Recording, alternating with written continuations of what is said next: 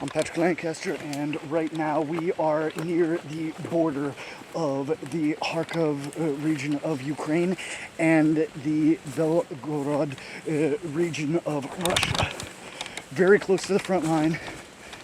We're here with a Russian assault group, and they've actually told us, because we're so close to the front line and close to the hot area, we need to put on identify friend or foe bands, just white gauze, just to show that we're not Ukrainian soldiers trying to come across. Because Ukrainian soldiers should have and normally have blue and yellow. So right now we're going towards the border itself and the front line to the active battle area. We're not sure exactly how this report will turn out, but it should be pretty interesting. Please like, share, and subscribe. Remember, we're totally crowdfunded independent journalists. Support our work with a link on the screen or in the description.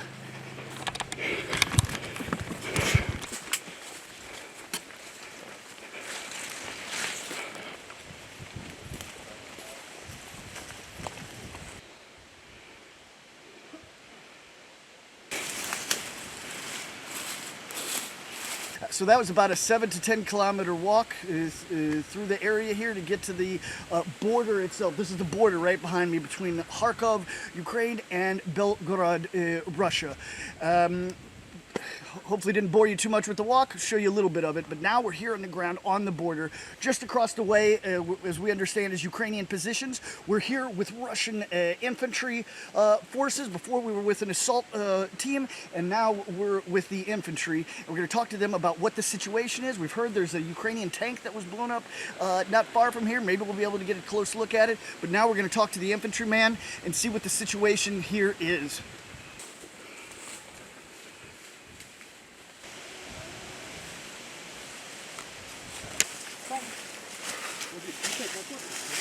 Представьте, пожалуйста. Позывной Пегас. Почему Пегас? Просто. Пегас, расскажи, где мы сейчас находимся? Мы находимся на территории России, Белгородской области. За мной примерно 20 метров границы. Хохлов. Понял. Как сейчас здесь обстановка? Обстановка и не хорошая, и не плохая. Была попытка прорыва. Мы ее отразили. Как работает сейчас артиллерия противника? Вот сейчас она сработала, артиллерия украинская. Сейчас Это прилет? Да, это прилет. Куда работает? В сторону Новой Таволжанки. Там сейчас есть мирные граждане в Новой Таволжанке? Да, есть. Какие ваши здесь задачи? Наша задача защита границы Российской Федерации. То есть Не пропустить иностранных наемников. Сколько вы находитесь от границы примерно? Примерно 20-30 метров. Следующее. Где сейчас находится противник? От границы в поселке Огурцово. Оттуда уже ведут артиллерийский огонь. Примерно расстояние несколько километров. Вот сегодня сколько было прилетов? Прилетов 5. Что работало? Работала минометка. Все, я все, брат. Теперь... Ага. Как я понимаю, это граница там, да? Да. Это забор, это Харьков, Белгород, да? Да, да. Ага. И как далеко украинские позиции от оттуда? Не знаю. Примерно, как вы подумал? Не знаю, приезжают, отъезжают. Приехали, отстрелялись, уехали. Ага, so может быть недалеко, может быть далеко, да? Да, Ага. So каждый день как разница, да? да, да. Ага, понял. Но вы сказали несколько километров, это как конкретно, да? Да, да. Ага, все понял. So, принцип, украинские войска может видеть мы сейчас или нет? Да, может, Возможно, да? возможно. Ага. И Это взрыв, мы только слышим. Что Да, это? Это прилет. Ага, понял. И можно сказать, вы откуда? Ага, понял, буду без говорить. проблем, без проблем. Мы слышали, украинский танк был разбил недалеко здесь. Да, были уничтожены. Ага. И когда и как это был? Вы был здесь это? Пытались прорваться, а наши уничтожили Ага. несколько танков. Ага. И вы был здесь это бой или? Да? Ага. И как этот момент был? Сидели на позициях, услышали гул танков. Когда увидели, начали уничтожать. Ага. Пробили границу и поехали. Понял. Ну все. Ой. Это наши выставки. Ага. Наша арта работает. Uh-huh. Bueno. We have come even farther, and we see the fence. Not down here. This is where Ukrainian tanks came across and encroached onto Russian territory. This is Belgorod, Russia, and that is Kharkov region, Ukraine. And this is where the Ukrainian tanks came across onto Russian proper soil.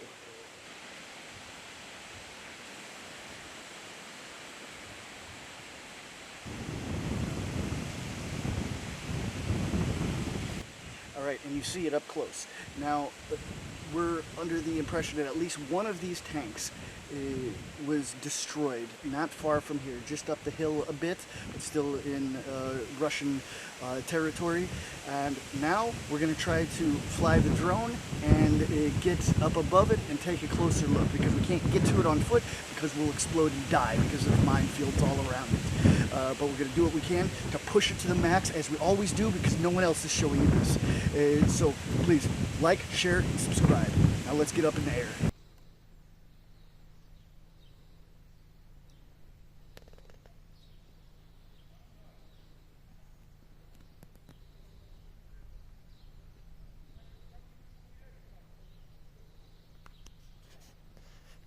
Так, не вижу.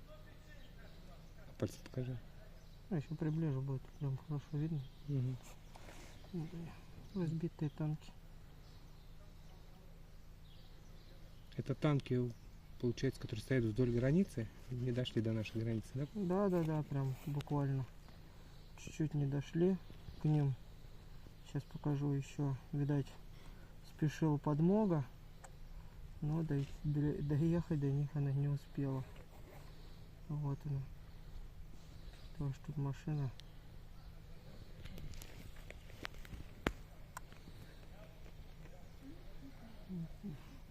Что за машина? Или это какая-то, да, вот машина, ремонтная машина, видать, спешила вытаскивать Угу. и не успела. Ее тоже сожгли, ребята. Артиллерия наша. Она на каком расстоянии от танка? Да не знаю, буквально, наверное, сейчас скажу. Подлети прям пальчик. Метров 500, 600, где-то не больше. Ты можешь приблизить танки? Да, я сейчас чуть спущусь поближе.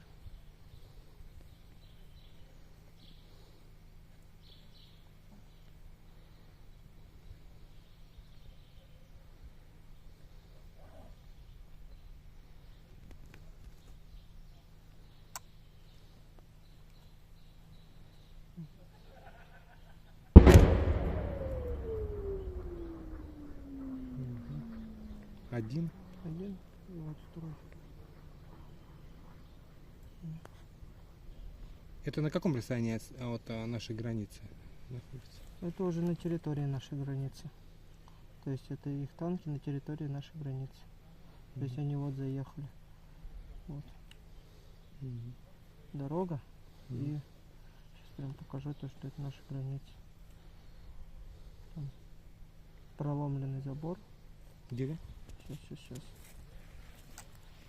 А нет, это их получается. Вот проломленный забор, вот они где заезжали. Угу. Вот он забор. Поближе. Вот, фокус получше. Вот. И вот здесь они заезжали в новую Таволжанку.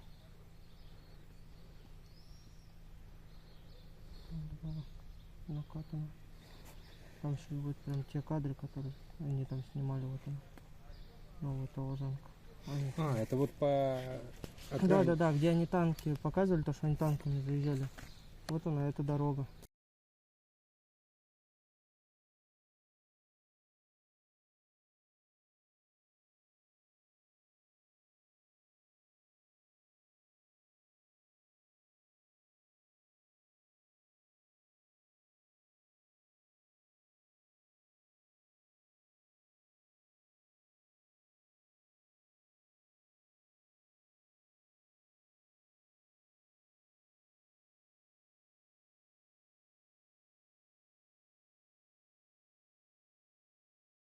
Вот здесь мы наблюдаем с вами дорогу, да, по которой вооруженные силы Украины. Вот это что за накатанка? Это накатанная дорога танками. Сейчас покажу, ведет к месту пролома в границе. Идет. Вот это пролом границы, забор. Да. Сейчас было понятно, побыстрее. И вот само место, где стоят танки. То есть это уже на отходе их подбили, получается? Да, на отходе подбили. Они заехали, застряли, и наша артиллерия их разбила. А рядом что с танками? Рядом, недалеко от танков, машина, да, ремонтная, которая пыталась, я так понимаю, их вытащить. Но была замечена, потому что видно то, что она уезжала, вот дорога идет. Она уезжала, откатывалась в кусты, но, к сожалению, у нее не получилось. Она тоже была разбита. Вот. Вот сейчас где мы пролетаем? Сейчас мы подлетаем к поселку Огурцово. Сейчас мы покажем вам. Здесь вот есть позиции вооруженных сил Украины. У них было небольшое преимущество тем, что они находились на высоте, да, то есть вот если посмотреться, вот стоял, может, какой-нибудь миномет, да, потому что четко прикрыто вот место. Да. Какой-нибудь польский миномет может идеально стать. А вот туда. это окопа получается? Да. Все, понесло ветер. Вот сейчас. All right, and now that is the Ukrainian tank that was destroyed by the assault forces, infantry forces, and reconnaissance forces of the Russian army. Pushing it to the max. Can't stay in one place for too long, but let's move forward. Please like, subscribe, and share. Remember, we're totally independent crowdfunding journalists. You can support our work with the link on the screen or in the description.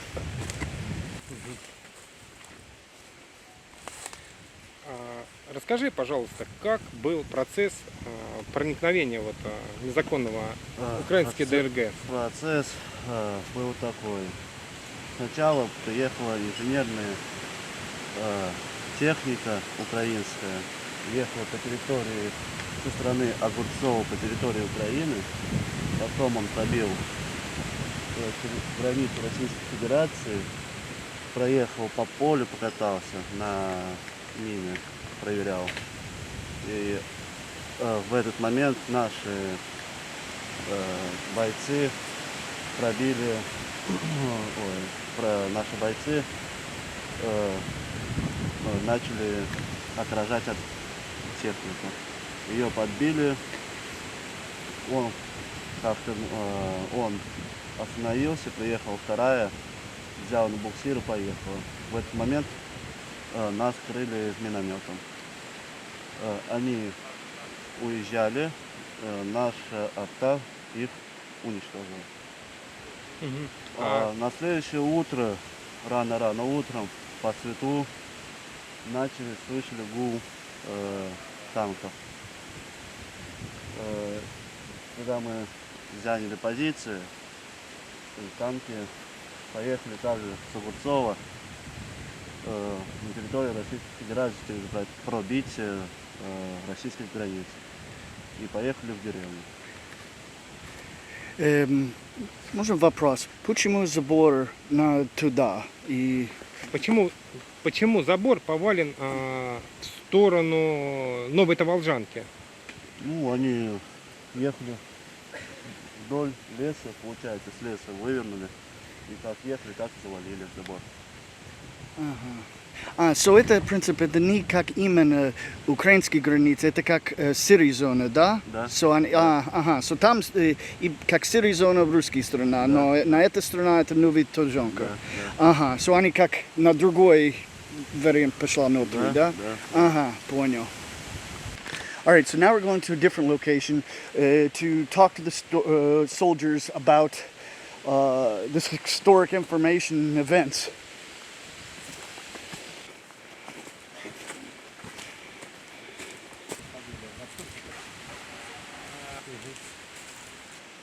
Как позывной? Румын.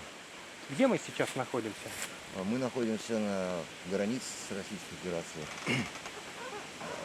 Вдоль границы Российской Федерации. На передовых? На передовых позициях. Расскажи, пожалуйста, вот ты участник того боя, который украинские диверсанты проникли в Новую Таволжанку. Вот расскажи вот этот процесс. В 2 часа ночи мы заступили на боевое дежурство, несли вахту.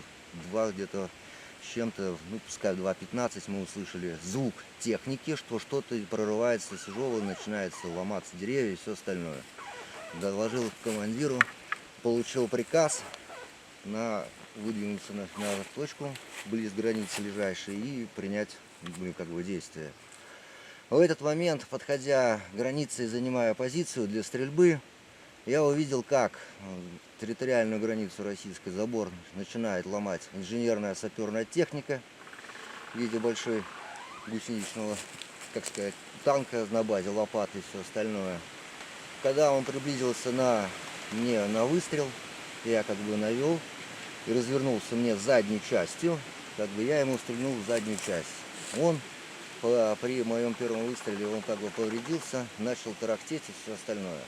Я пошел за дополнительным еще выстрелом для того, чтобы выехала вторая. Я ее тоже по ней отстрелялся. Потом пришел приказ отходить, что должна сейчас работать артиллерия и авиация, что нам надо было отходить. И я тогда отходил, ушел в укрытие позиции. А дальше, по информации, что он заглох, подошел вторая его машина, подцепила, начала уходить на свои позиции, и в этот момент их накрыла артиллерия. Все, и техника это была тоже. По вам артиллерия противника работала? По нам артиллерия минометы работали всегда, здесь были обстрелы. В тот момент я имею в виду. Во время движения своей инженерной техники они не применяли свою артиллерию. После того, как она отошла и начала отходить, была уже применена артиллерия с их стороны. Есть. Сейчас. Теперь, что было дальше на второй день? Что было во второй день? Прямо говорю, во второй день? Во второй день, тоже находясь на боевом дежурстве, услышали опять же техника, что начинает выходить техника.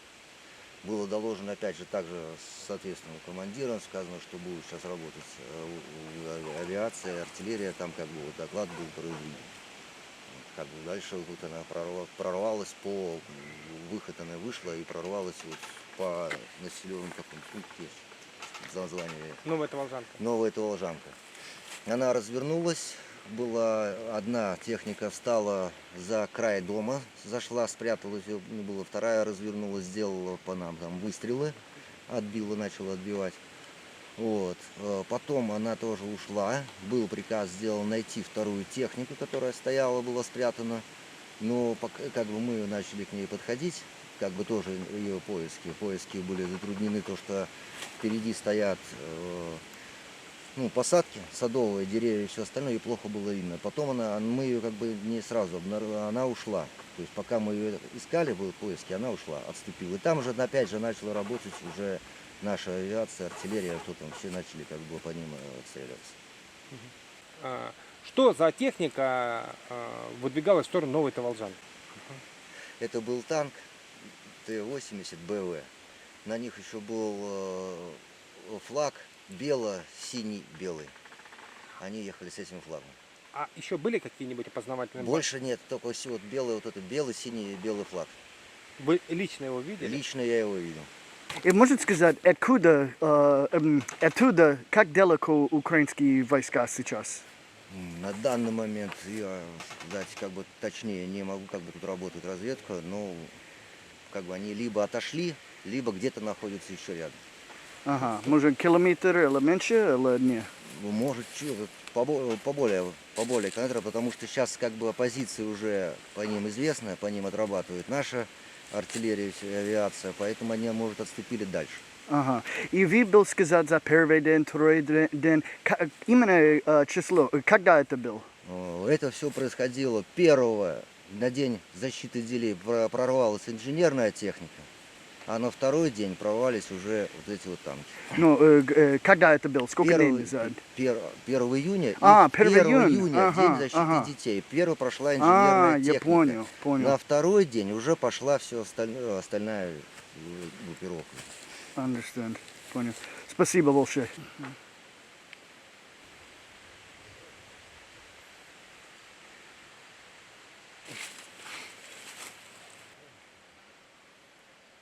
Где мы сейчас находимся?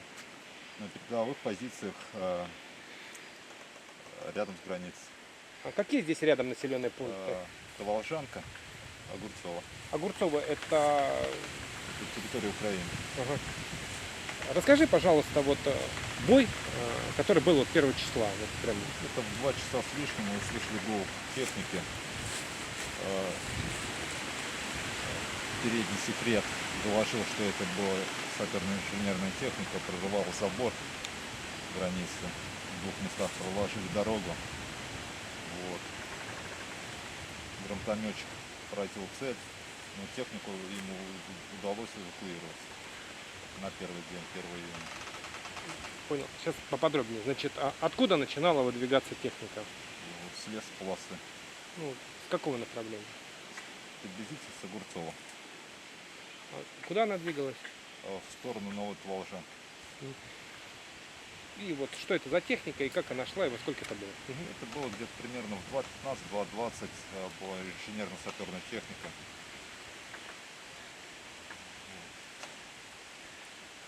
И она выдвигалась. Она прокладывала дорогу в сторону Новой Таволжан. Какие ваши действия вот в это время были? Вот вы услышали гул техники. Что было дальше? Заняли позиции. Гранатометчик поразил инженерно-саперную технику. В дальнейшем ее Начали эвакуировать. ее эвакуировали. Что было на второй день? На второй день также вы слышали гул техники, вот, тоже заняли позиции. Увидели с позиции, как на нашу территорию уже заезжают танки с флагами РДК. Вот, тоже хотели открыть огонь, не получилось из-за шквального огня минометами, тоже в сторону наших позиций и по соседним направлениям. Вот. Затем начала работать уже и наша артиллерия. Там, через какое-то время танки ушли. Вот. Затем через несколько дней, уже когда все закончилось, к нам пришли разведчики, с помощью квадрокоптеров увидели в лесу пару брошенных танков с этими же флагами. Вот. Решили вдвоем в помощь пойти тоже туда на разведку посмотреть. Пришли, обнаружили там еще один взорванный танк, видимо, наша артиллерия, вот, и 2 брошенных. Тоже сорвали эти флаги и гранатами F1 в люки кинули, уничтожили оставшиеся 2 танка.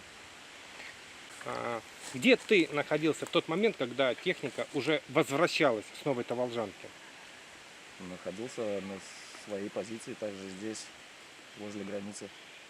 В этот момент что делала украинская артиллерия? Она практически беспрерывно наносила удары минометами и своей артиллерией по Новой Таволжанке в разные точки. Как и по гражданским домам, так и по где лесополосы. Вот сейчас проговори фразу именно. Артиллерия начала когда работать? До начала движения танков или после, или вовремя? Вот она сопровождала работу танков. То есть вот когда, скажем так, когда украинская артиллерия ввязалась в бой? Вот какой-то момент был. Ну, это также с ночью было. Так, Ну, мы вот- услышали гул техники, она работала. Стоп, вот ты говоришь, что сначала так Как бы артиллерия, она работала практически постоянно, даже до того, как они зашли. Только что когда танки уже зашли, она начала работать еще активнее. куда она работала? Работала и по жилым домам, и по лесополосам, где находились наши военнослужащие. То есть, можно сказать, по всей новой Талажан. То есть я правильно понимаю, что украинская артиллерия именно сопровождала, да, вот проход этих танков и Ну да, сопровождалась артиллерией. ага. Вот дальше танки мимо вас прошли и что дальше было? Ну, какие-то заехали, вот один из танков открывал огонь в нашу сторону, мы не могли из-за этого высунуться, еще многое увидеть. Потом он уже начал отходить, когда наша артиллерия начала сюда уже по этим танкам бомбить, тогда они ушли. Когда наша артиллерия начала работать по этим танкам? Наша артиллерия начала работать, когда танки уже заехали в Новую Таволжанку. Уже когда преодолели вот этот забор границы, зашли на территорию, наша артиллерия начала отрабатывать по ним. Дальше они скрылись. Да, они поездили, постреляли и ушли в обратном в том же направлении. Когда закончила работать наша артиллерия, мы через некоторое время с разведчиками выдвинулись в то направление, куда уехали вражеские танки, чтобы проверить их. Что было дальше? Дальше мы увидели, что танки пустые, экипаж у них отсутствует. Вот. Досмотрели, сорвали вражеские флаги и уничтожили гранатами F1, бросив их в открытые люки. Что за флаги были на танках? Да, флаги были террористической группировки, белый, синий, белый цвет. В середине был эмблема КУЛАК. Вы сами этот флаг видели? Сами лично видели эти флаги. Это чей флага? Это флаг террористической группировки РДК, Ага. Русский добровольческий корпус. И как на твое слово, твое мнение, что это, что они? Честно, я даже не понимаю их мотивов, но ничего хорошего в их действиях не вижу. Ага. Потому что Украина сказала, это они на территории России, РДК, не Украина войска. Но мы видим очень много нетовских оружия. Если Украина сказала, это не украинские войска, мой вопрос, как РДК нетовские оружия, как вы думал? Ну, значит, у них хорошо работает группа вербовки, на мой взгляд. Я сам лично таких мотивов не понимаю. Угу. Понял, это тяжело понимать, это все. Тяжело понять, да. Да, что не так, я думал. И можно сказать, что это там? Это группа моей крови. Ага, если so, да? Ага. И на твое оружие это... Позывной. Ага, понял. И почему твое позывной это? Что это? Так меня друзья называли в мирное время на гражданке. Решил оставить прозвище как позывной. Ага. И как долго вы был солдат? В общей сумме уже 4-й год. Ага. И вы? 9 месяцев. 9 месяцев. Вы мобилизация или? Мобилизован. Ага, понял. Но вы контракт, да? Ну, на данный момент я мобилизованный. Просто до ага. этого еще было. До был. Ага, понял, интересно. И как вы думал, как долго война будет еще? Надеюсь, что Надеюсь, что в этом году она закончится. Да? Но думал, это реально? Ну, я думаю, это реально, да. Что нужно за это? Ну, мне кажется, для начала нужны переговоры, только я не понимаю, почему мешают их осуществить мирно. А так, действия наших властей не помешали бы как бы уже поактивнее, мое мнение. Чтобы это уже развертывалось не только на территории нашей, России, как-то дать ему более сильный отпор. Угу. Понял. Все, спасибо. All right. So, regardless of your opinions of this war, on which side you're on, fact is, information should be able to be shown to the world from both sides. I mean, no one can say this information that these people, these soldiers are saying is not historic information. This is historic information, regardless what your opinion of this war is and where you're, where you lay in on which side. But the fact is, we're here on the ground here showing you what these Russian infantry soldiers have to say about what happened here. Whether you like it or not, that's your problem. We're showing you history that is happening here. And we're going to continue to do that. I'm not in Kiev. I'm not in Odessa. Watch reports from there, but also watch my reports so you can educate yourself, because this information you're not going to see in the Western mainstream media, because the Western mainstream media hides it, lies about it, or just doesn't give a shit about it. We're here on the ground to continue to push to show you what they're hiding from you. Please like, subscribe, and share. And I hope this report's done. We're going to head out of here. If anything else happens, we'll let you know. But please, remember, we're independent crowdfunded journalists. You can support our work with the link on the screen or in the description. We're out.